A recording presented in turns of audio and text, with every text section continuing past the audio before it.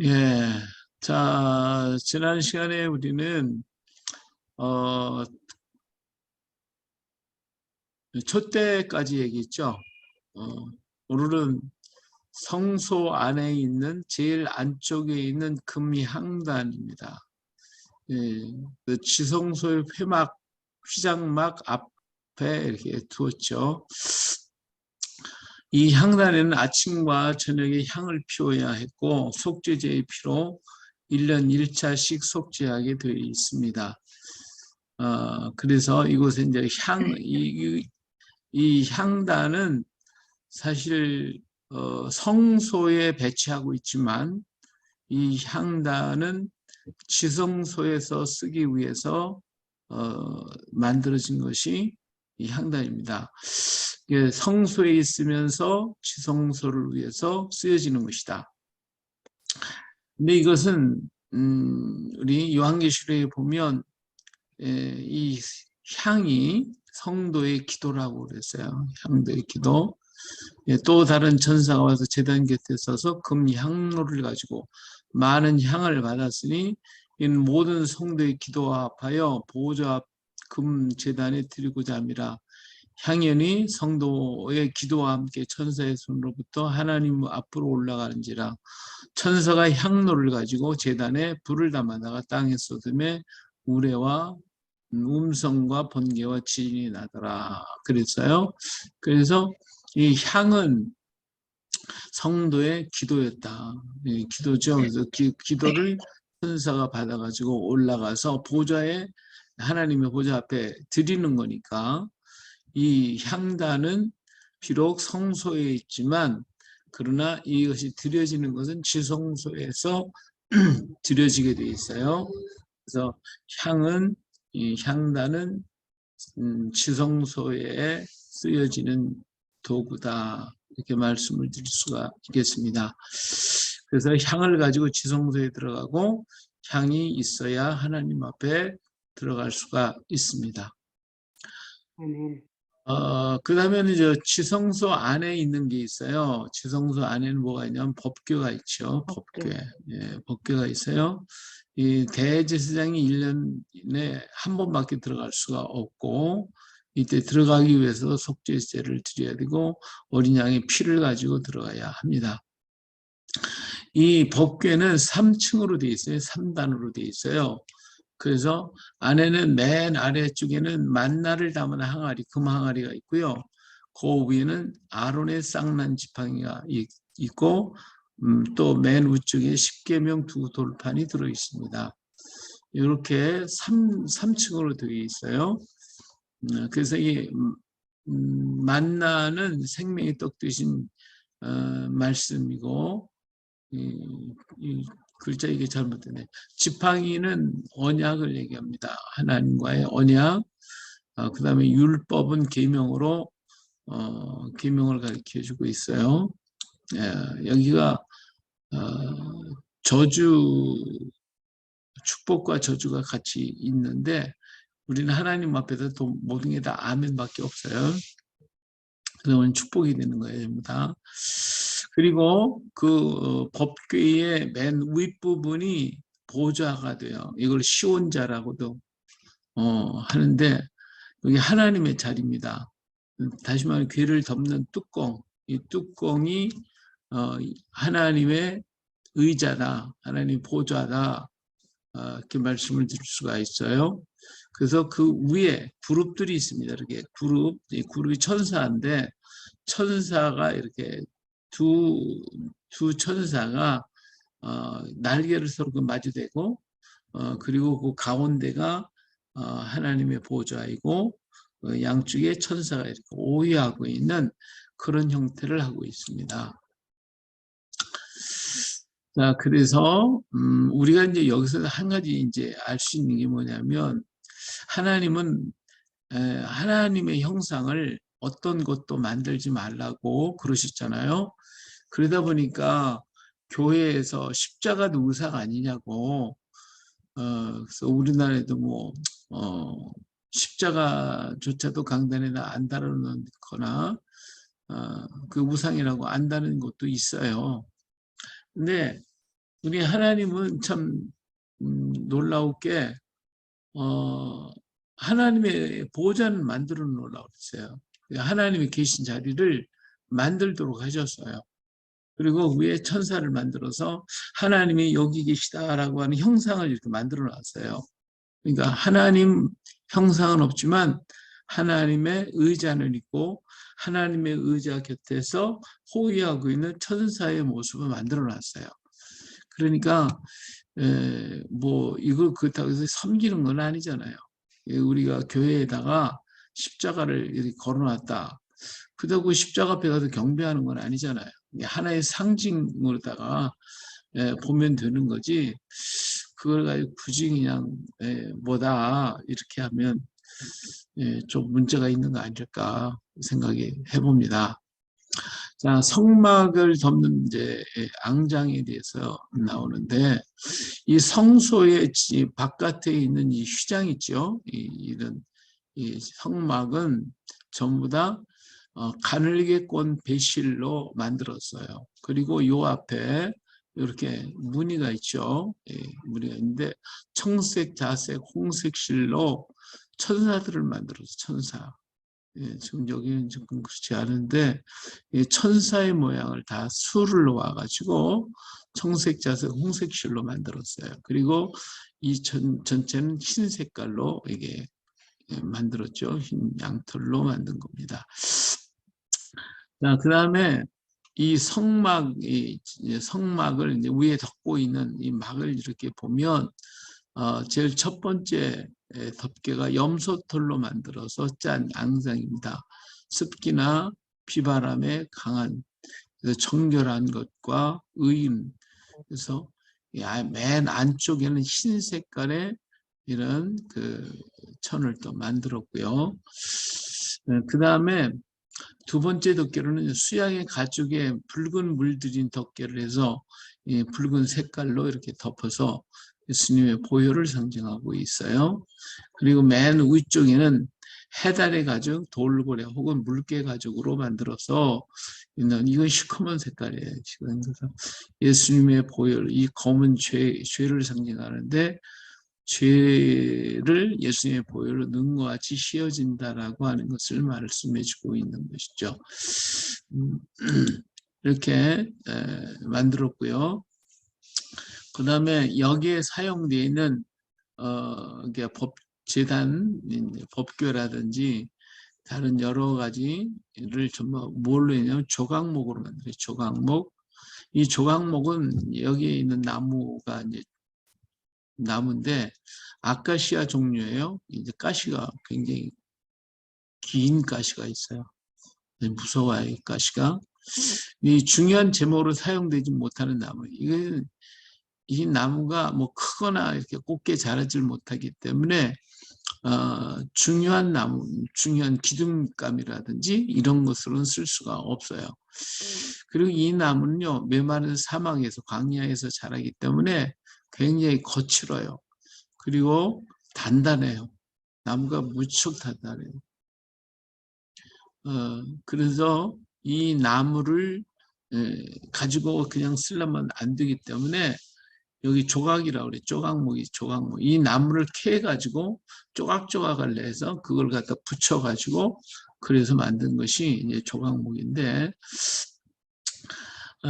광야에서 수많은 풍파를 겪어가면서 버티고 있는 나무가 이 조각목입니다. 이 나무입니다.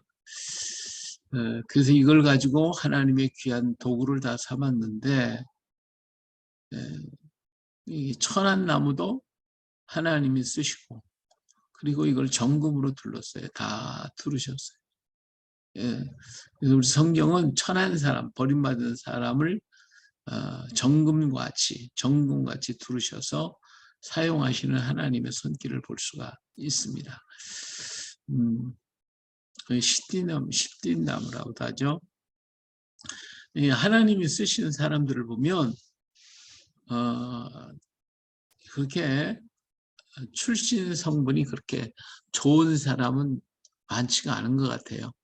좀 더 가만히 보면 이 시띠나무처럼 이 조각목처럼 풍파많은 사람들을 이렇게 사용하시는데 뭐처럼 사용하시냐? 정금처럼 사용하셔요. 그래서 아멘. 우리의 삶이, 그러니까 우리 성경에 보면 그러거든요. 전생애가 있고 후생이 없는 사람이 있어요. 전생에는 아주 화려한데 낫기 전 사람 말고요. 우리 삶에 있어서 우리 살아가는데 어렸을 때 젊었을 때는 화려하게 살았는데 후생 늙어서는 자취가 없는 사람이 있어요. 그 사람은 사라져 버리고요. 그런데 어떤 사람은 이 전생에는 아주 정말 이 시딘나무처럼 고통스럽게 살았는데 후생애가 아름다운 사람이 있어요. 예, 그래서 하나님은 전생애가 화려한 사람을 쓰는 게 아니라 전생애가 힘들고 어려운 사람을 써서 후생애를 멋지게 만드시더라고요. 예. 그래서 하나님은 이렇게 고쳐 쓰시는 하나님이셔요.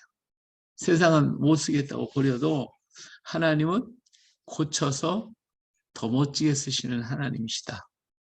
할렐루야. 아멘. 예, 자, 이제 성막을 들어가야 되는데, 성막에는 3개의 문이 있어요. 예, 성막인데, 자, 이 첫째 문을 들어갑니다. 첫째 문은 아주 굉장히 넓어요. 가장 넓은 문이에요. 그래서 여기 누구나 다 들어갈 수 있는 문이에요. 그래서 이 문은 예수 그리스도의 표시이고, 그런데 언젠가는 닫히게 됩니다. 그러면 아무나 오라, 누구든지 다 와라, 아무나 오라, 아무나 오라. 그래요. 성막 입구는 동쪽으로 나 있잖아요. 동쪽으로 나 있고, 그래서 이 문의 넓이가 10m나 돼요. 10m. 그래서 죄인들이 동쪽 문으로 들어오게 돼 있어요.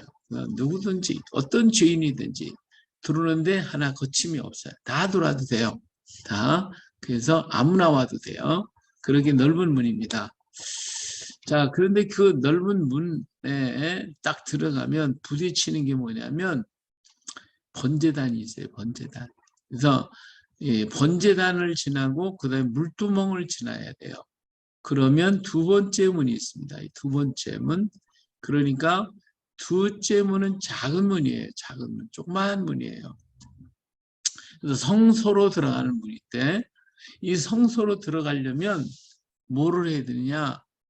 번제단을 지나가야 돼요. 이 번제단을 지나가면 번제단이 뭐예요? 다 불살라 죽어야 돼요. 다 죽어야 돼요. 조각조각 내가 다 죽는 것이 번제단이잖아요. 그래서 물두멍을 또 지나가요. 물두멍은 우리를 깨끗하게 하고 정결케 하는 것이거든요. 그래서 새롭게 거듭나서 정결해진 자여야 그래서 두 번째 문에 들어갈 수가 있어요. 그래서 여기는 제사장만 들어가죠. 제사장이 봉사를 하기 위해 들어가는 문, 봉사의 문이다.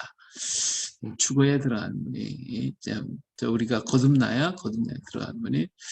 그래서 하나님의 집은 거듭난 자, 늘 씻는 자가 들어갈 수가 있습니다.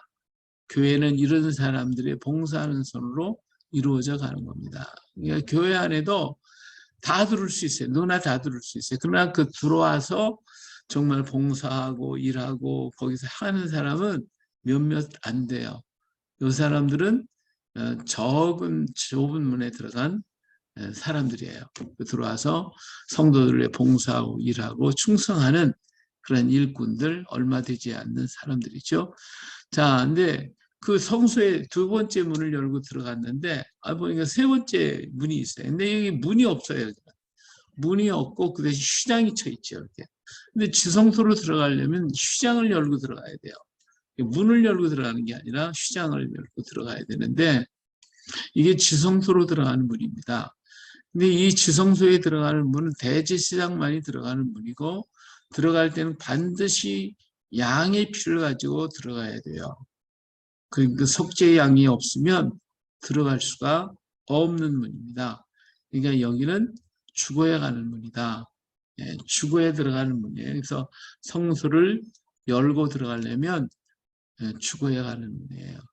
그래서 이 휘장이 찢어진 사건이 있었죠. 찢어진 게 언제예요? 예수님이 십자가에서 운명하시는, 네, 예, 안녕하세요. 운명하시는 그 순간에 십자가에 이 휘장이 찢어졌어요. 그러니까 어린 양의 속죄 양의 피가 들어가야 들어갈 수가 있다 그 말이에요. 예수님의 피가 흘려지는 그 순간에 이 문이 찢어져서 들어갈 수가 있게 된 거죠. 그래서 이건 죽어야 가는 문이에요. 죽어야 들어가는 문. 예수님이 대신 죽어주셨죠. 예수 그리스도는 자신의 몸과 피를 가지고 들어가셨어요. 그래서 예수 그리스도는 양의 문이 되어주셨죠. 예수님은 당신 스스로가 죽음을 가지고 이 문을 들어갔어요. 그래서 예수님은 양의 문이시고 우리의 문이 되어 주십니다. 자, 은혜의 보좌. 예수님은 당신의 피를 가지고 하나님 보좌 앞으로 나아가 그 심판의 보좌에 힘으로써 영원한 속죄를 이루어 주셨어요. 심판의 보좌가 무슨 보좌가 됐어요? 은혜의 보좌로 지죠. 하나님 앞에 가면 다 죽잖아요. 죽는데 하나님 예수님께서 그 휘장을 갈라놓으심으로써 우리가 하나님 앞에 보좌 앞으로 갈 수가 있는 거예요. 그래서 그 누구든지 들어가면 죽을 수밖에 없는 죄값은 사망이기 때문에 죽어야 되는데 이제는 들어갈 수가 있게 됐어요. 그래서 심판의 보좌가 변해서 은혜의 보좌가 되었다. 할렐루야. 주님 앞에 서게 됐어요. 자, 그런데 또 심판의 보좌도 될 수가 있어요. 이것이 은혜의 보좌예요. 은혜의 보좌가 됐지만 때가 이르면 다시 심판의 보좌로 변한다는 사실이다. 왜냐하면 예수 그리스도의 보혈을 거부한 사람들에게는 뭐가 돼요? 심판의 보좌가 될 수밖에 없겠죠. 그렇죠? 은혜의 보좌인데 그 은혜의 보좌를 거부해 버리면 그 은혜의 보좌에 들어갈 수 있는 길을 거부하면 들어갈 길이 없어요. 그럼 다시 그 사람한테는 심판의 보좌가 될 수밖에 없다. 그래서 하나님이 요한계시록 20장에 보면 백보자 심판을 펼쳐놓고 모든 백성들을 심판하시잖아요.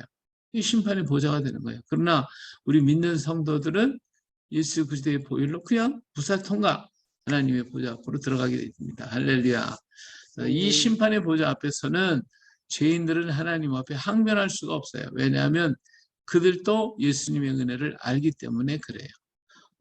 이 죄인들이 아무리 자기가 하나님 앞에 이 세상에 살 때 의롭고 선하게 살았다고 말을 하더라도 하나님 앞에서 심판의 보좌 앞에서 항변할 수가 없는 거예요.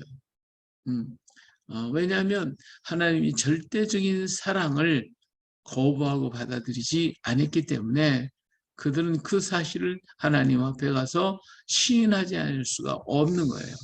하나님의 절대적인 사랑으로 이 보좌가 열렸다라고 하는 것을 거기 가서 알게 되니까 지금은 뭐 거부하고 안 믿고 그래서 그 보좌 앞에서는 거기에 대해서 어떤 거부하거나 변명하거나 변화할 수 있는 길이 전혀 없어요. 자, 성막은 완성된 후에 여기 구름 기둥과 불 기둥이 성막 위에 항상 있었습니다. 그래서 이스라엘을 지켜주셨는데 이 불기둥이 이렇게 딱 섰잖아요. 이렇게 딱 오르면 그러면 출발을 하는 거예요. 그리고 구름 기둥이 이렇게 펼쳐져 가지고 이렇게 덮으면 그럼 머물게 돼 있어요. 이게 이스라엘이 광야 생활에 그 뜨거운 열기 속에서 걸어가려면 얼마나 힘들었겠어요. 근데 하나님께서 이 구름으로다가 다 덮어주셔서 이스라엘 민족이 광야를 걸어가는데 힘들지 않도록 만들어 주셨단 말이에요. 그리고 저녁 시간에는 기온이 급격히 떨어져 가지고 굉장히 추워지는데 또 하나님은 불로써 덮어줘 가지고 이스라엘 민족들이 그 광야 생활을 잘 할 수 있도록 그렇게 만들어 주셨어요. 근데 이 기둥이 이 구름과 불이 갑자기 기둥처럼 이렇게 쫙 서오르면 행진하라고 그러는 거구나. 그래서 그 사람은 보따리 전부 다 따집어지고 이제 길을 떠나게 되어집니다. 이렇게 하나님은 우리의 목자가 되셔서 우리를 인도하시고 보호하시는 것입니다. 교회는 인도하는 하나님의 말씀이 있는 성막과 같다. 하나님은 우리와 언제나 함께 계시기를 원하시는 것입니다. 그래서 우리 하나님은 오늘도 성전에 하나님의 교회 속에서 우리와 함께 하시고 우리를 지켜주시고 우리를 붙들어 주시는 하나님이시다 하는 것을 알 수가 있습니다. 예. 자, 그다음 이제 여기 이제 헌신하는 제사장이 있어요. 제사장에 대해서 이 제사장은 아론 자손 중에 30세가 되면 제사장이 될 수가 있습니다. 그러면 30세 이전에는 이제 공부하는 것이고 25세가 되면 이제 제사장이 될 수 있도록 준비 과정을 마치고 지금 우리가 얘기하면 이제 목사가 되기 전에 전도사 생활하는 것이 5년 동안 하고 나이 30이 되면 그때부터 본격적인 제사장의 일을 하고 그 다음에 50세가 되면 은퇴를 하게 되어 있어요. 근데 은퇴한 사람들 어디로 가냐? 저 도피성으로 가서 자기 생애를 보내게 되죠. 그래서 아론 자손 중에 30세에서 50세 된 자로서 제단을 섬겨 제사를 지냈어요. 제사장은 제단에서 나오는 모든 제물과 헌물 그리고 첫 열매 11조를 소득으로 받았죠. 특히 이제 이 11조 같은 거는 제사장만 먹는 게 아니라 성전 안에서 봉사하는 모든 사람들에게 나눠줬어요. 그래서 레위 지파 사람들 또 그리고 제사장들 이런 사람들이 여기에서 나온 것을 가지고 그들이 나눠서 생활할 수 있도록 그렇게 만들어졌죠. 자, 그리고 의복은 하나님이 가르쳐 주신 식양대로 이렇게 만들어서 입는 특수한 옷입니다. 그리고 그래서 이 옷을 입고 예식을 진행하죠. 하나님께 제사를 드리는 것이죠. 자, 그래서 이런 하나님께서 가르쳐 주셨어요. 이렇게 만들어라고 그대로 만들어서 입어야 됩니다. 자, 그런데 특이한 것은 제사장의 가슴에 12보석이 담긴 흉배가 붙어 있어요. 여기 흉배가 있죠. 이 흉배가 있어요. 판결 흉배라고도 하고 그래서 3개씩 4줄로 되어 있죠. 3개씩 4줄로 되어 있는 보석들이 있는데 이 보석의 색깔이 다 달라요. 12지파를 상징하고 12지파의 보석을 여기에 담고 있는 겁니다. 그 다음에 이 어깨 위에도 이 견장이 있어요. 이 어깨 위에도 이렇게 있는데 여기도 이제 보석이 있는데 6개씩 이렇게 달려서 12개가 이렇게 달려 있습니다. 그래서 이거를 꼭 착용을 해야 됩니다. 예, 그리고 요 이마에다가는 여호와께 성결, 여호와께 성결 글자가 이렇게 되어 있죠. 이게 이제 여기 글씨 그대로 여기가 이제 에봇 받침 그리고 반포 속옷 이렇게 있고 이건 팔면 흉패라고 하고 흉패라고도 하고 하는 것입니다. 자, 이렇게 하는 이유는 뭐냐면 가슴에다가 12지파를 놓고 가슴에 담아두라는 거지. 가슴에 담고 뭐 하라는 거예요? 기도하라는 것이죠. 12지파를 돌보는 그들의 축복이 제사장들에게 있는 거예요. 그래서 제사장들은 축복할 수 있는 권한을 주셨어요. 늘 12지파를 가슴에 담아야죠. 목회자들은 성도들을 다 가슴에 담고 살잖아요. 날마다 기도해줘 하면서 사는 똑같아요. 자, 그 다음에 12지파를 6지파씩 나눠서 양쪽 머리, 저 어깨에다 이렇게 붙였는데, 어깨에 넣어놨어요. 그런데 이건 뭐냐면, 이게 짐이에요. 무거운 짐. 12지파의 짐을 다 지는 거예요.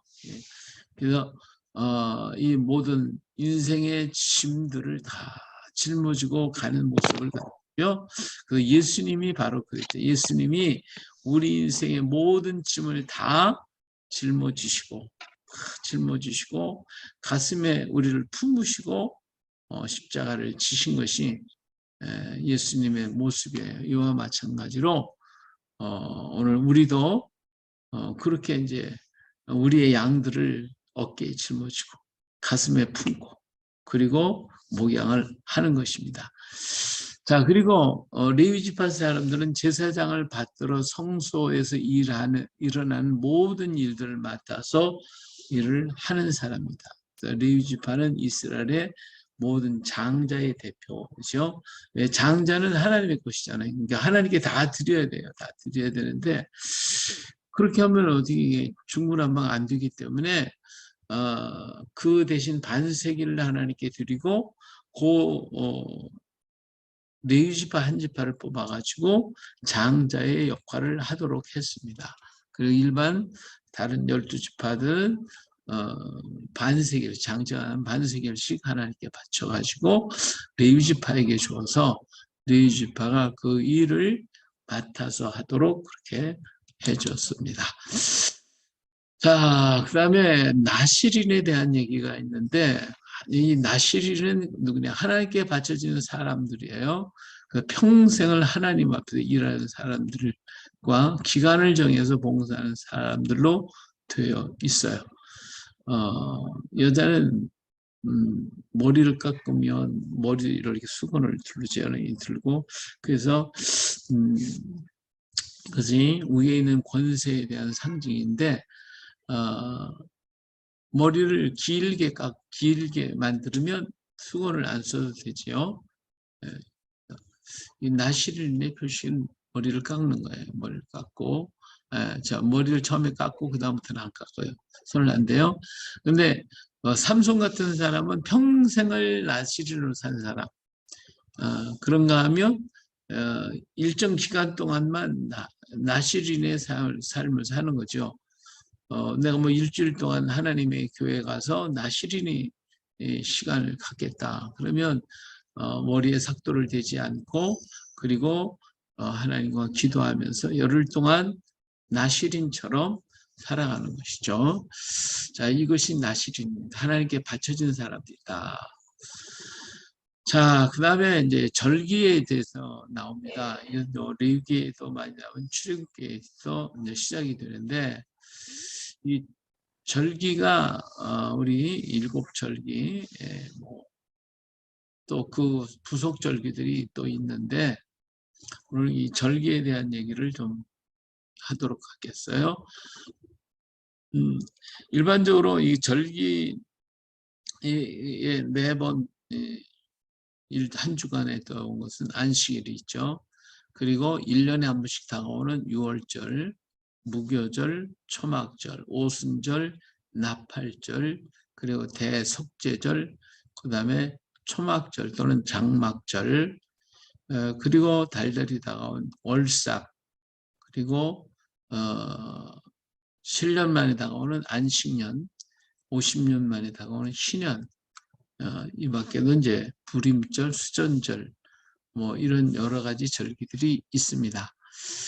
자, 레위기 23장 1절로 3절에 보니까 여호와께서 모세에게 말씀해 이르시되 이스라엘 자손에게 말하 이르라 이것이 나의 절기들이니 너희가 성회로 공포할 여호와의 절기들이라.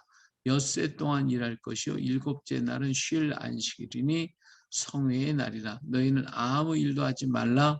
이는 너희가 거주하는 각 지에서 지킬 여호와의 안식일이니라 그랬습니다. 이렇게 안식 절기가 주어졌고 그 절기는 하나님의 절기예요. 이걸 반드시 지켜야 할 절기들입니다. 근데 일주일마다 다가오는 안식일, 지난 시간에 안식일에 대한 얘기했죠. 안식일은 또 특별히 법에 들어가 있어요. 율법 속에 들어가 있기 때문에 안식일을 거부해 버리면 지키지 않으면 법에 저촉이 되는 거예요. 법을 어기게 되는 거죠. 그런데 우리는 지금 안식일을 지키지 않고 주일을 지키잖아요. 그러면 법을 어기게 되는 거예요. 법규도 오기도 만들잖아요. 근데 그 이유가 뭐라고 그랬어요? 안식일의 주인은 예수님이셨죠. 그래서 그 안식일 자체가 복을 주는 게 아니라 예수님이 복을 주시는 거죠. 예수님이 안식일의 주인이니까. 예, 그리고 그 안식을 주시는 이는 예수님이기 때문에 예수님이 죽으셔서 다 이루시고 율법을 완성시키시기 위해서 십자가에서 죽으시고 다 이루었다 하셨어요. 전부 다 이루었기 때문에 안식일이 아니라 이제 날짜가 아니라 예수님은 이 율법을 완성시키러 오셨는데 그 완성이 바로 안식일입니다.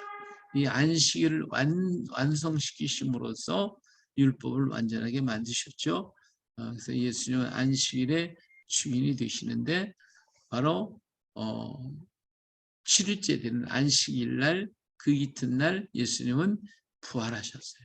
그래가지고 부활한 그 자체가 예수님이 안식일임을 증명하는 날이 되고 말았죠. 그래서 지금은 안식일을 지키는 게 아니라 주일을 지키는 것입니다. 그것이 완성된 율법의 모습이죠. 자, 절기를 히브리어로 모에드라고 얘기합니다. 절기는 정한 때, 장소, 모임, 뭐 이런 의미가 담겨져 있는 글자입니다.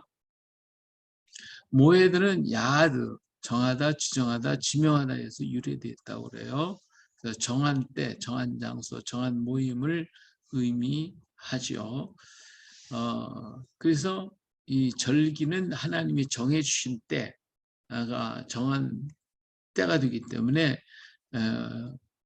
모에드라고 얘기를 했고, 그리고 하나님의 절기가 됐고, 그리고 그 절기에 예루살렘으로 와라 하는 절기가 있고, 집에서 식구들과 함께 지내는 절기가 있어요. 그래서 이게 따로따로 이렇게 정해져 있죠. 자, 절기들은 천체의 움직임이나 이 천체의 운행을 따라서 이루어지는 절기이지만, 그러나 하나님이 정해주신 절기, 여호와의 절기가 있다. 모아드 야훼라고 하는 의미예요. 이 절기들은 하나님이 정해주신 그 절기들을 우리는 받아서 그날을 이스라엘 민족 마냥 7일 동안을 놀면서 기뻐하고 즐거워하는 거죠. 하나님이 주신 절기가 됐으니까 하루만 노는 게 아니라 일주일 동안을 놀고 찬양하고 기뻐하는 절기가 됩니다. 자, 제일 먼저 우리가 아는 것은 6월절이죠. 출애굽기 12장 1절부터 14절에 있는 얘기입니다. 자, 6월절은 니산월 아비몰이라고도 하고요. 라며 이는 첫 열매를 의미합니다. 그래서 이 달을 너희에게 달의 시작 곧 해의 첫 달이 되게 하고 너희는 이스라엘 온 회중에 말하 이르라 이 달 열흘에 너희 각자가 취한 어린 양을 취할지니 각 가족대로 식구를 위하여 어린 양을 취하라 그랬어요. 그러니까 이 6월절이 해의 첫 달이 된대요. 해의 첫 달. 이때부터 새로운 해가 시작이 되게 하라 이렇게 말씀하신 것이죠. 자, 그래서 이 6월절이 이루어지는데 6월절은 넘어가다, 뛰어넘는다 이런 의미로 6월절이 의미가 되어지겠어요. 자, 6월절은 4일 전, 다시 말하면 정월 초하루에서부터 10일까지 계산해서 10일 열흘째 되는 날 어린 양을 집안으로 데리고 들어와요. 집안으로. 그래가지고 4일 동안을 같이 살죠. 같이 살으니까 어때요? 귀염둥이가 됐겠죠. 식구들이 모두가 다 즐거워하는 귀염둥이에요. 그러니까 양떼에 쏘이다 놔뒀을 때와 그걸 집안에 들어와서 같이 아이들과 살 때하고 감동과 모든 건 전혀 다를 거예요. 네, 그렇게 하라고 하셨어요. 10일 동안을 집에 들여서 같이 있도록 해라. 우리 간에 따로 두는 게 아니에요.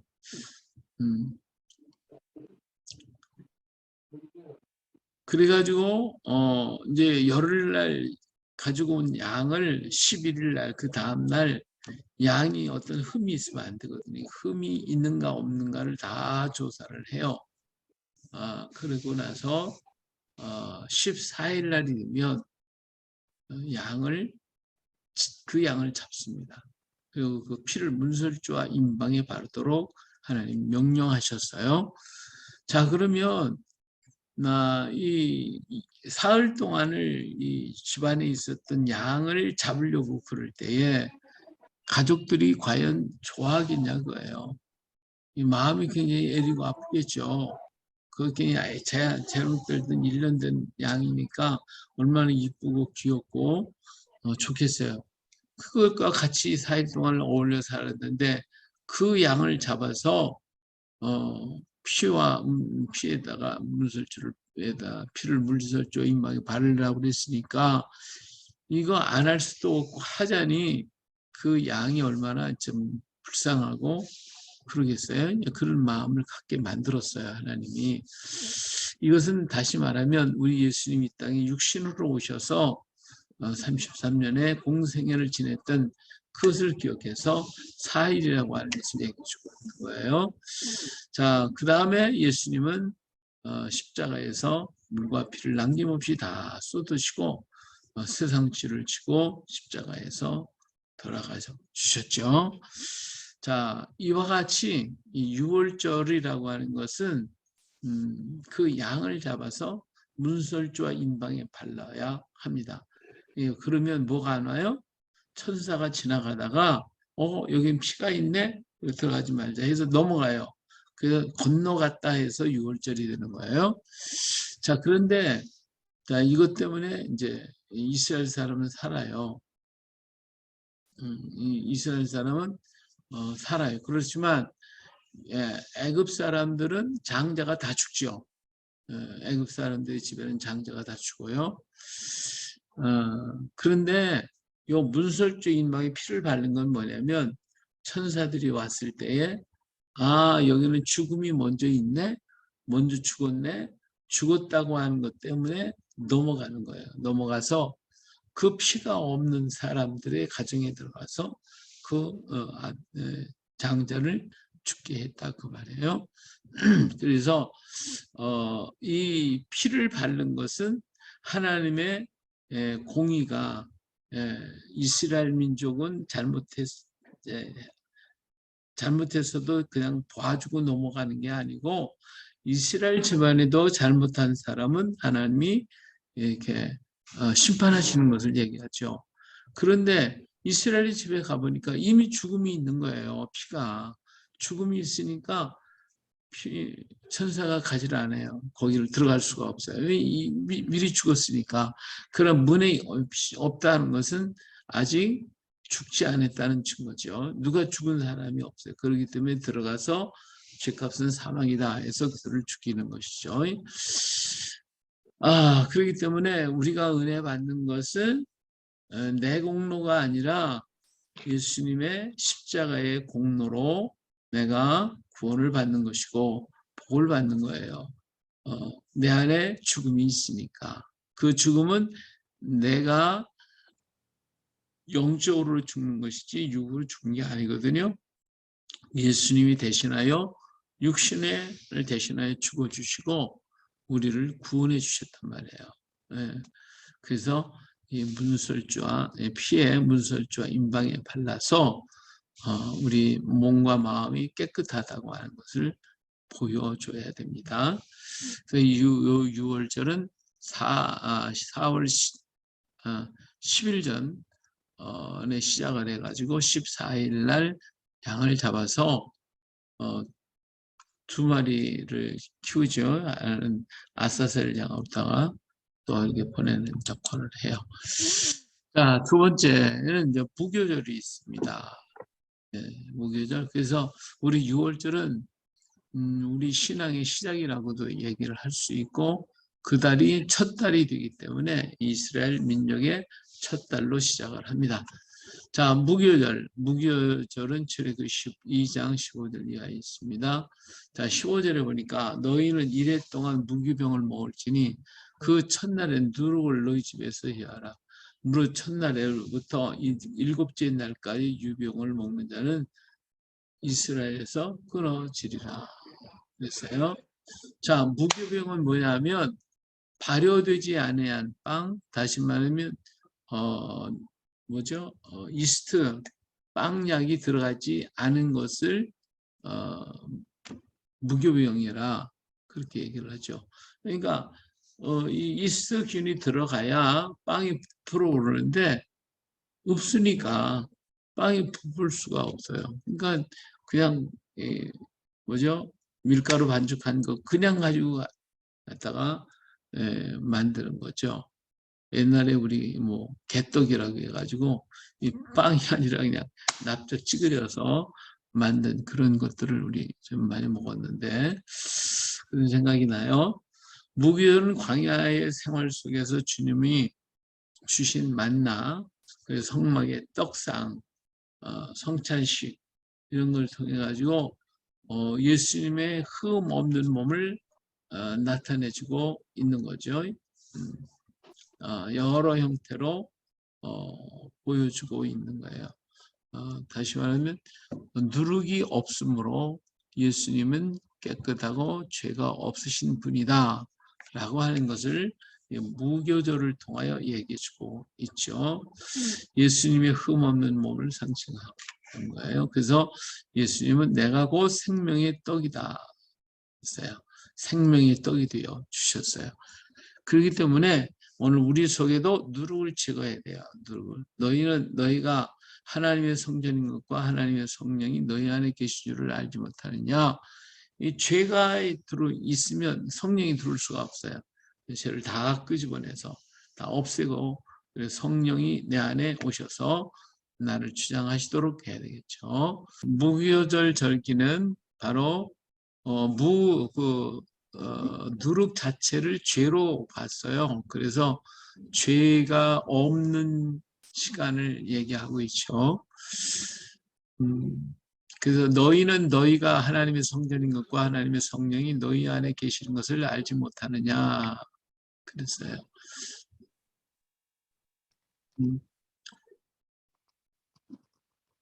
그래서 이 무교절은 6월절 바로 다음 날부터 무교절 절기가 시작이 되죠. 6월절이 지난 그 다음 날부터 무교절 절기가 시작이 됩니다. 그 다음에 초실절, 출애굽 13장, 레위기 23장에 있습니다. 무교절 다음 날인 아비몰 16일부터 그러니까 14일이 6월절, 15일이 무교절, 그리고 초실절이 16일입니다. 안식 후 첫날, 곧 주일날이 되겠죠. 첫 열매, 처음 익은 것, 이것을 하나님께 드리는데 요 처음 것은 장자의 의미고 대제사장은 잘 익은 보리 한 단을 요제로 하나님 앞에 드립니다. 근데 이때는 보리가 다 익지 않고 이때부터 막 익어가는 때이기 때문에 이걸 구하기가 어려워요. 그래서 제일 먼저 익은 것이 이제 가브나움과 고라신과 벳사다 지역에 있는 보리가 이게 제일 먼저 익는다고 그래요. 그래서 여기 있는 것을 가져다가 하나님 앞에 드려서 이때부터 시작을 한다고 그러죠. 레위기 23장 10절 보니까 이스라엘 자손에게 말해 이르라 너희는 내가 너희에게 주는 땅에 들어가서 너희의 곡물을 거둘 때에 너희의 곡물의 첫 이삭 한 단을 제사장이 가져갈 것이요 제사장은 너희를 위하여 그 단을 여호와 앞에 기쁘게 받으심이 되도록 흔들되 안식일 이튿날에 흔들 것이다. 그래서 흔들어서 이렇게 드리는 제사가 바로 이 초실절인데 첫 것을 하나님께 드린다라고 하는 의미가 담겨져 있습니다. 예.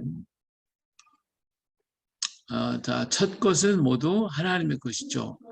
애굽에는 장자가 죽었어요. 그래서 애굽에는 장자가 없습니다. 이 애굽은 세상을 가리키는 것이고 이스라엘에만 장자가 있어요. 이스라엘의 장자는 살아있죠. 예, 첫 열매, 첫 소산 모두 하나님의 것이에요. 이 초실절은 예수님의 부활을 나타내며 예수님 부활의 첫 열매가 되시는 것입니다. 영적으로 우리가 바라본다고 하면 이 초실절은 처음 것은 하나님의 것이고 장자가 있어야 구원이 있는데 애굽은 장자가 잃어버려서 구원이 없는 거예요. 그러니까 세상은 장자가 없는 거예요. 그리고 이스라엘에게만 장자가 있는데 이스라엘에게 장자가 있다는 것은 이스라엘에게 구원의 길이 있다는 뜻이죠. 그래서 이스라엘을 통해서 예수님이 오셔서 부활의 첫 열매가 되어 주셨어요. 자, 고린도전서 15장에 그러나 각각 자기 차례로 되리니 먼저 첫 열매인 그가 강림하실 때에 그리스도께 속한 자요 그 후에는 마지막이니 그가 모든 통치와 모든 권세와 능력을 멸하시고 나라를 아버지 하나님께 바칠 때라 그랬어요. 예,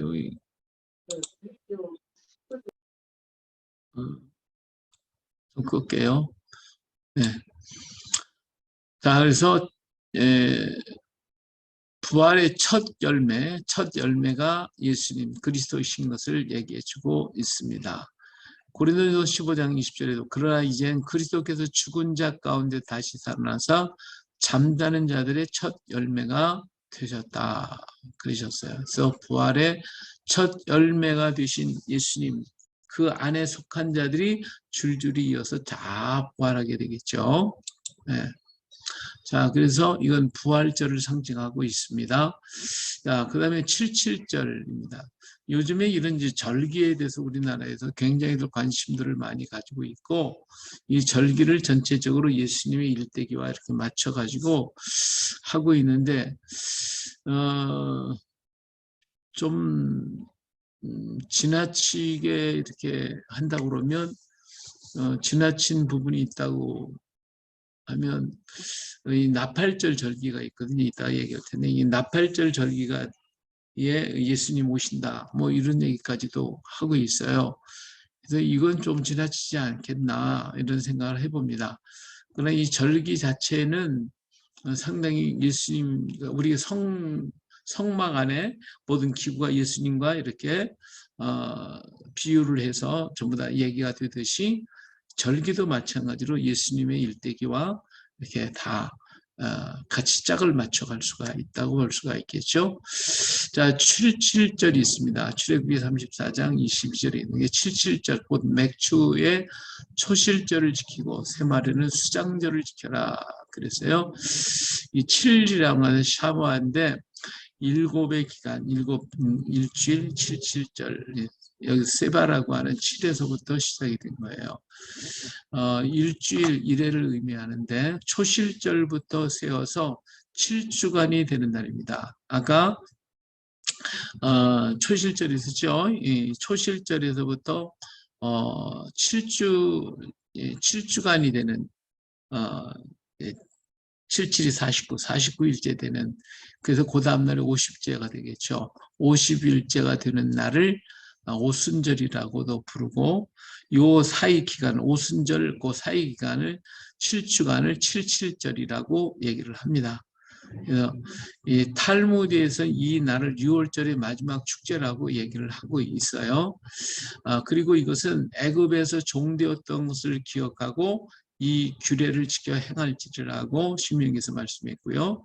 애굽에서 출발해 가지고 홍해를 건넌 날부터 시작해서 50일째가 되는 날 시내산에 도착하게 됩니다.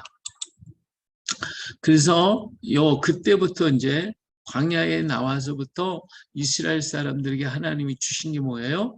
만나잖아요. 그렇죠? 만나인데 한 사람당 한 오멜씩 거두라 그랬어요. 이 오멜은 그 단위죠. 한 오멜, 두 오멜 단위예요. 그 만나가 내린 날 한 오멜씩을 그래서 숫자의 단위로 오멜이라고 하는 말을 쓰게 됐어요. 근데 이 초실절을 오멜이라고 하는 곳에서 나와가지고 오메르라고 하니 이렇게 얘기를 해요. 오메르. 그래서 오멜의 보리단을 베어드렸기 때문에 이날부터 세워서 사부오토라고 얘기를 하는데 이때부터 오멜을 세요. 예, 그걸 갖다 오메르라고 그래요. 예, 하루하루를 오늘 첫날 한 오멜, 두 오멜 이렇게 오멜을 세서 이제 49일을 세는 거예요. 그날부터. 이게 홍해를 건너서부터 하루 이틀 사흘에서 49일째가 되는 날 시내산에 도착했다 하는 거예요.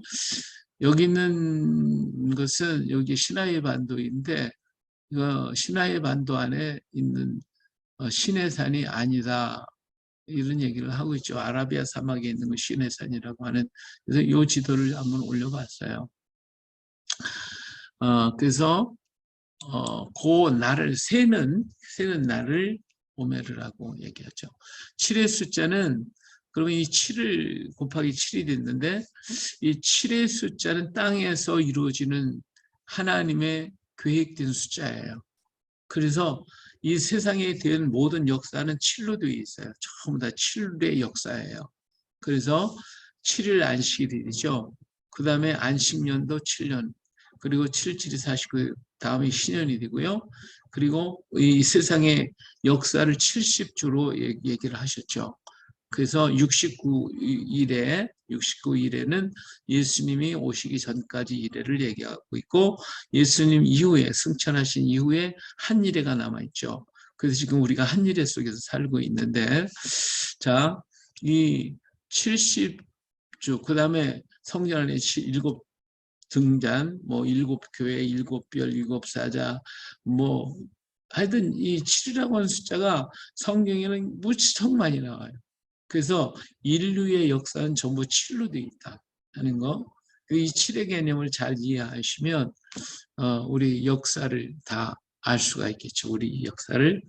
지금 이제 7 하나밖에 한 일회밖에 안 남았는데 이 한 일회를 전 3년반 후 3년반으로 나누고 있는데 이 전 3년반은 제가 볼 때는 지나갔고 후 3년반 남았다고 볼 수가 있는데 왜냐하면 전 3년반은 이스라엘의 독립으로 끝나요. 이스라엘의 독립으로.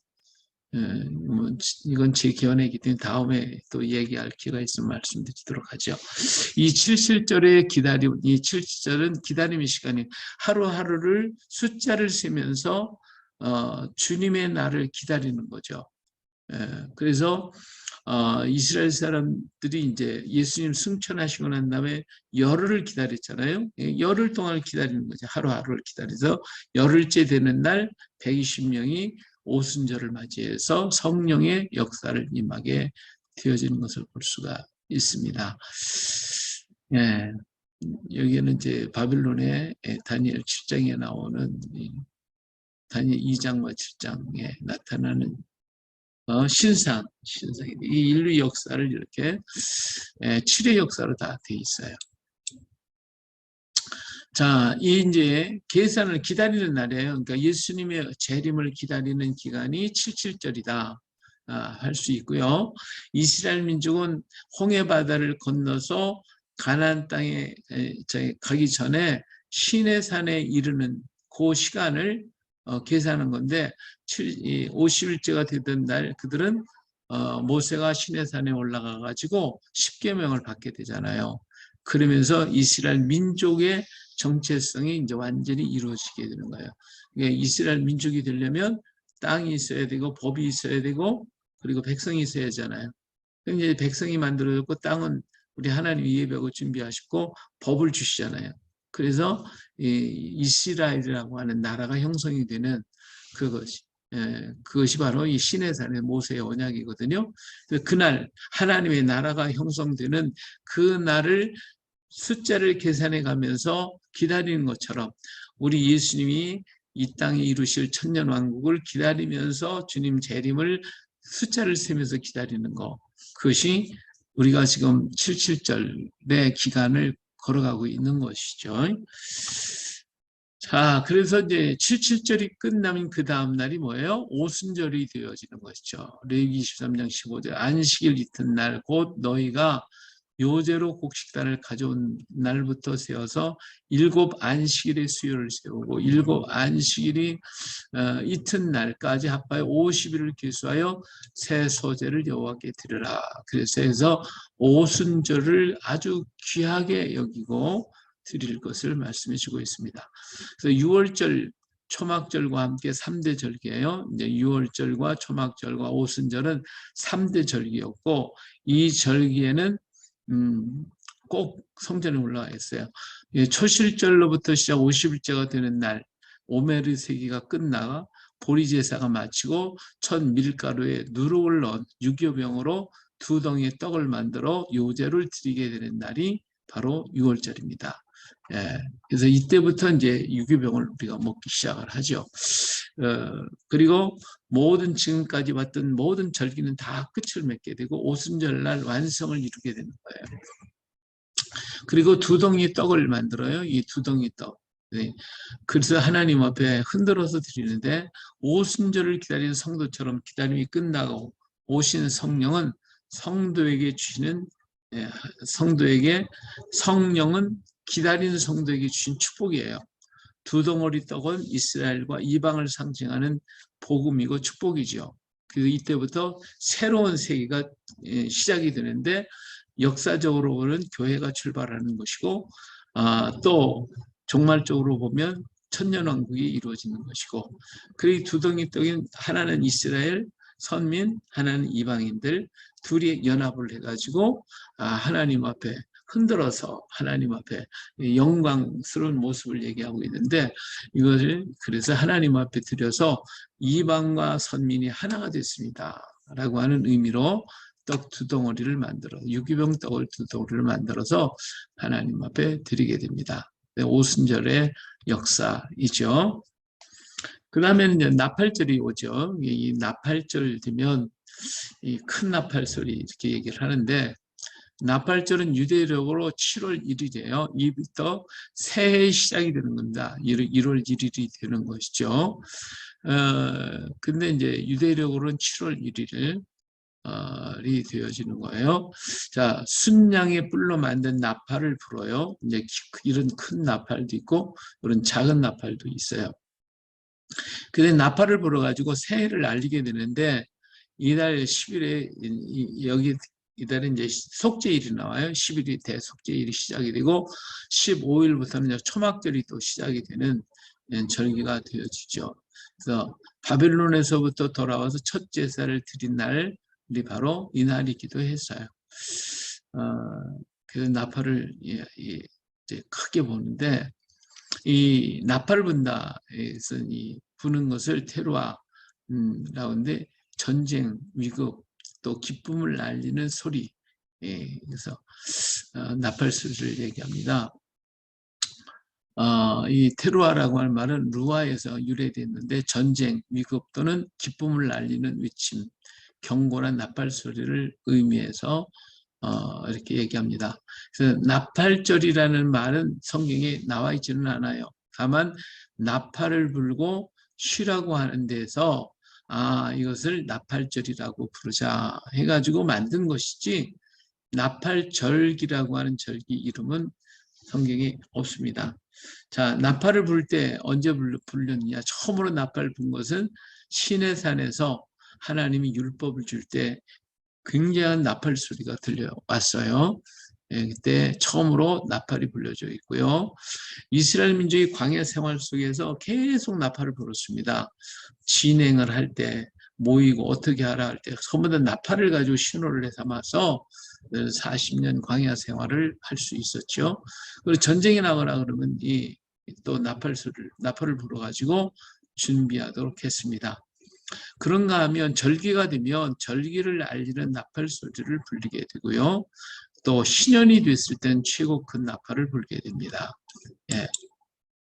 자, 새해가 되면은요, 나팔을 몇 번 부냐면 100번이나 101번의 소파를 분대요. 근데 이 부는 게 뭐 계속 그냥 빵빵빵빵 하고 부는 게 아니라 한 번 부르고 쉬었다가 그 다음에 3번 부르고 그리고 9번을 이렇게 연달아 부른대요. 부르는데 이것을 반복한대요. 자꾸 반복해서 101번을 이게 불러서 새해가 됐다라고 하는 것을 알려주는 것입니다.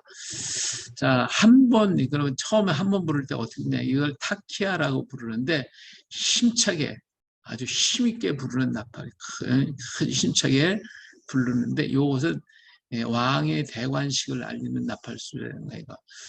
왕이 오셨습니다. 새해가 됐다. 왕이 오셨습니다. 주님의 재림을 얘기하고 있죠. 왕이 오셨습니다는 큰 나팔로 한번 불게 돼요. 그 다음에 두 번째 나팔을 부르는 걸 휘바림이라고 부르는데 짧게 세 번을 불러서 자, 왕이 오셨으니까 우리가 정결하고 깨끗하게 회개를 촉구하는, 그래서 왕을 맞이할 것을 얘기하고 있죠. 그러니까 새해를 맞이하기 위해서는 우리 몸이 마음이 깨끗해져야 된다. 회개하라. 네. 지금 우리는 이 짧게 세 번 부르는 나팔을 불어야 되겠죠. 회개를 외쳐야 되니까. 그래서 세 번째 부르는 건 테투아 테루아라고 부르는데 이건 스타카스로 짧게 9번을 탁탁탁탁 9번을 불어요. 이것은 영적 각성을 촉구하는 노래라고 부릅니다. 그래서 성령의 충만함을 받고 주님의 맞을 준비가 다 되어 있는지를 말하는 거죠. 그래서 이 타키아가 부를 때 왕이 오십니다. 왕이 대관식 때 부르는 건데 처음으로 큰 나팔을 불면서 이제 왕이 오시니까 회개하고 마음에 준비하고 주님 왕을 맞이하라, 이런 의미가 되겠죠. 그리고 마지막으로 이제 웅장하게 길게 불어요. 다시 말하면 테키아 하기돌이라고 그러는데 이 하나님의 음성 이라고 하고 이것을 마지막 나팔이라고 부릅니다. 다시 말하면 이제 왕이 이제 오신 거죠. 이제 오셔서 왕의 음성을 상징하는, 그래서 주님이 오셔서 다스림을 나타내는 것으로서 이제 마지막 나팔 소리다. 그래서 예수님 오실 때에 마지막 나팔에 의해서 오신다. 이 땅에 마지막 나팔 소리가 쫙 울려 퍼질 때에, 그러니까 시내산에서 웅장한 나팔 소리가 울려 퍼져서 하나님의 임재함을 알려주듯이 그런 나팔 소리가 온 세계에 울려 퍼지는 그날 주님은 재림하실 것입니다. 그런데 요 마지막 나팔, 이것 때문에 예수님이 나팔절에 오신다라고 하는 그런 생각들을 하시고 그렇게 말씀하시는 분들도 있더라고요. 근데 이건 좀 문제가 있지 않나 생각합니다. 자, 나팔절은 어린 양의 혼인 잔치의 시작을 알리는 소리예요. 그래서 어린 양의 혼인 잔치, 그러니까 이스라엘의 대속죄를 통과하여 초막절로 들어가는 하나님의 정하신 절기입니다. 그래서 요 나팔절과 이어서 대속죄일이 이루어지고 초막절로 이어져 가는 것이, 이것이 바로 천년왕국에 이뤄가는 그 과정을 전부 다 이렇게 보여주고 있는 거죠. 이 절기는 맥추절의 마지막을 알리는 것으로 알곡과 죽정이와 준비된 자와 준비되지 못한 자가 갈리는 것을 말한다. 성도의 휴거가 일어난 시기로 이날과 이때는 아무도 알지 못한다 그랬어요. 그때 인자의 징조가 하늘에서 보이겠고 그때 땅의 모든 족속들이 통곡하며 그들의 인자가 구름을 타고 능력과 그 오영으로 오는 것을 보리라 그랬죠. 그래서 이런 나팔절기는 바로 예수님의 재림이시고 그 다음에 휴거를 알리는 그러한 시간이다, 이렇게 말씀을 드릴 수가 있겠죠.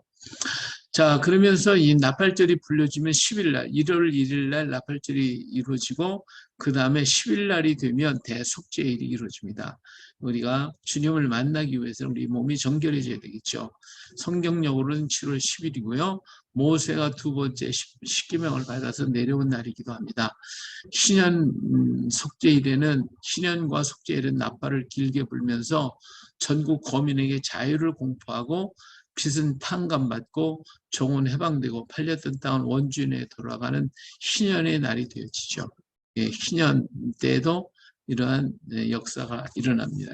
대속죄일하고 이건 좀 구분이 돼요. 신년에 그렇게 일어난단 말이에요. 신년 속죄일에, 신년이 되는 속죄일 날 이런 나팔을 불면서 다 돌아가는 역사가 그때 시작이 되는 겁니다. 일반 속죄일은 그게 아니에요. 대속죄를 염키프르라고 얘기하고 나팔을 시작함으로 10일이 되면 속죄일이 들어가게 됩니다. 일곱째 달 열흘날은 속죄일이니 너희는 성회를 열고 스스로 교롭게 하며 여호와께 화제를 드리고 이날에는 어떤 일도 하지 말 것은 너희를 위하여 너희 하는 여호와 앞에 속죄할 속죄일이 됨이라. 그래서 1월 10일 날 속죄일이 시작이 됩니다. 자, 속죄일을 시작하는데 이 속죄일은 대제사장이 집례를 합니다. 대제사장 혼자서 다 해요. 그리고 다른 제사장들은 전부 다 수정이 되는데 이때 수정되는 제사장이 약 300~400명이 된다. 전부 다. 그리고 레위 지파 사람들이 그 밑에서 또 일을 돌보고 있죠. 대제사장이 모든 집례를 주장합니다. 상번제와 이스라엘을 위한 속죄제를 먼저 드리고요. 그 다음 대제사장은 자기 자신을 위해서 제사를 먼저 드려야 돼요. 황소를 잡아서 황소에 손을 얹고 그래서 자기 자신의 죄를 고백해요. 대제사장도 인간이니까 죄를 고백하고 그래 머리 안 싼 다음에 잡아서 속죄 제사를 먼저 자기를 위해서 먼저 드립니다. 그리고 아사셀을 위한 염소를 제비로 정해 2마리 염소를 가져와서 거기 둘 중에 하나를 제비를 뽑아서 정해가지고 다른 한 마리는 번제물로 드리고 한 마리는 아사셀령으로 정하게 되죠. 2마리 염소는 같은 날 똑같아야 돼요. 무게도 똑같아야 되고 가격도 같아야 되고 나이도 같아야 되고 그래서 똑같은 2마리의 염소를 선택해요. 그래서 번제에 쓸 염소는 목에 붉은 천을 둘러주고 아세셀 양은 뿔에다가 붉은 천을 이렇게 묶어놔요. 그래서 아세셀 양에게 안수를 해서 광야로 내보내게 되어집니다. 자, 그때 대제사장은 번제단에서 숯불을 금삽에다 담아가지고 시성소에 들어가요. 시성소에 들어가서 법궤 아래에다가 그 숯불을 놓고 거기에 향을 핍니다. 그래서 향이 온 지성소 안에 가득 차게 태우게 되죠. 그래서 그 다음에 이제 지성소에서 나와가지고 황소의 피를 가지고 휘장과 지성소에 들어가 이제 피를 막 뿌려요. 7번 피를 뿌려요. 그리고 선택한 염소의 피를 또 가지고 들어가서 이제 성소에 들어가서 휘장 앞에서 휘장에다가 뿌리는데 글쎄 잘못 쓰네. 향난 자꾸 틀렸네. 향난 뿔에다가 발라요. 그리고 단 위에다가 뿌리고요. 그리고 아래에다가도 7번을 뿌려요. 그리고 남은 것은 제단 아래다가 다 쏟아버리고 말죠. 그리고 나와서 아세셀 양을 광야로 내보내게 되어집니다. 그래서 광야에서 이제 광야의 제사장들이 아세셀 양을 데리고 가서 광야에 가서 멀리 보내는데 사실은 광야에서 그 죽는 모습을 보게 된다는데 그래서 대제사장이 돌아와가지고 레위기 16장을 읽고 백성들은 토라를 읽어요. 그리고 감난산에 재버리는 곳에 아까 잡았던 황소와 염소에 태운 죄를 갖다 버려요. 그러면 다 속죄일이 끝납니다. 속죄일이 끝나고 그 다음부터 이제 축제가 이루어집니다. 이들 나와서 하나님께서 우리 죄를 다 사해 주셨습니다. 선포하게 되죠.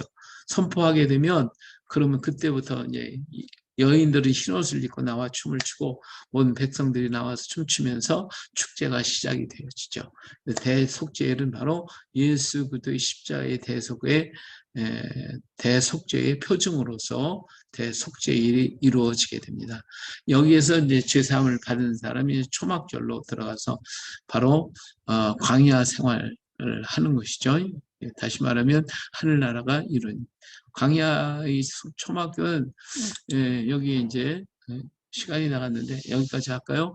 이 초막절은 장막절, 수장절이라고 불러요. 절기 중 마지막 절기로서 7월 15일 날 시작이 됩니다. 그래서 22일까지 한 주간을 하는데 광야 생활을 기억하며 초막을 짓고 광야 생활을 재현함으로써 초막절이라고 부르는데 올리브와 포도들을 거둬가지고 추수하여 저장하기 때문에 수장절이라고도 하고 예루살렘에 올라가서 초막을 짓고 7일간을 지내기도 합니다. 이렇게 초막을 지어요. 이렇게 초막을 짓고 거기 살고 이 히브리어가 이게 지금 깨졌네요. 이 초막은 이제 덮어 가리는 거, 숲풀이나 잡목, 숲, 임시로다 오두막을 짓기도 하고 여러 가지 일을 합니다. 여기 보니까 이렇게도 만들어요. 이렇게 만들어서 초막절은 하나님이 명령하신 것으로 애굽에서 해방되어 광야에서 하나님과 함께 지낸 시간을 기념하는 것이고 이스라엘 나라의 절기를 지키는 거예요.